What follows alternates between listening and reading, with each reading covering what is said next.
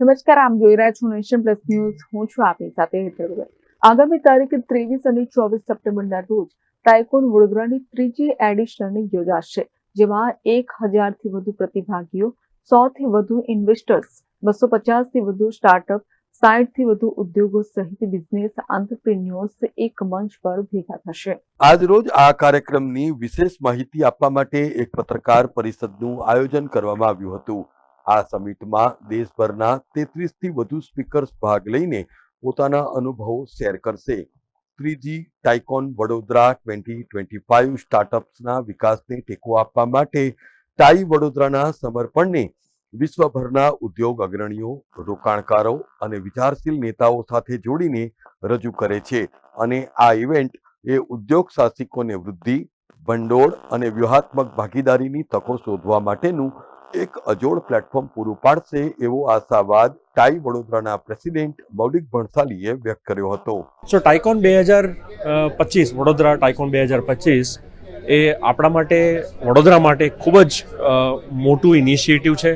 આપણા માટે ગૌરવની વાત છે કે જેના થકી આપણે દેશમાંથી સારા સ્ટાર્ટઅપ્સ, ફાઉન્ડર્સ, એન્ટરપ્રિનર્સ, ઇન્વેસ્ટર્સ, ઇન્ડસ્ટ્રીઝને બોલાવીએ છીએ, એક્સપર્ટ સ્પીકર્સને બોલાવીએ છીએ, જેથી કરીને એ લોકોના ઇનિશિયેટિવ્સ, આઈડિયાઝ આપણા સમક્ષ આવી શકે.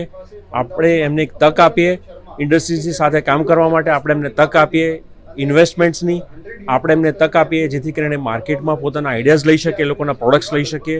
અને જ્યારે આપણે એન્ટરપ્રેન્યોરશિપની વાત કરીએ છીએ તો આપણે જોબ સિકર્સ નહીં, જોબ ક્રિએટર્સની વાત કરીએ છીએ, જે આજે આપણા દેશને ખૂબ જ જરૂર છે. અને જે પ્રમાણે આપણે ગ્લોબલી જે થઈ રહ્યું છે, જોઈ રહ્યા છે, એમાં every single day we need people who can create jobs and not just seek jobs.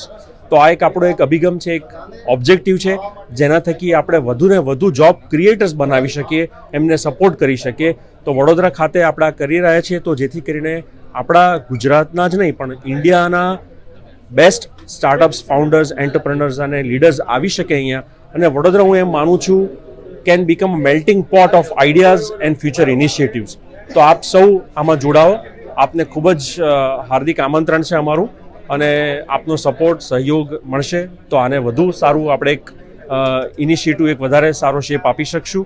અને આના થકી આપણા મિત્રોને, સ્ટાર્ટઅપ્સના મિત્રોને બેનિફિટ થશે, જોબ ક્રિએટ્સ થશે, જે આપણે ખાસ આપણો એક ઓબ્જેક્ટિવ છે કન્ટ્રીનો. અને આપણા આજના જરૂર પ્રમાણે, જેથી કરીને જે ગ્લોબલ ચેલેન્જીસ છે, ગ્લોબલ બિઝનેસ ચેલેન્જીસ છે, એને વધારે આપણે કેવી રીતના હેન્ડલ કરી શકીએ by creating our own jobs for our own people. Thank you.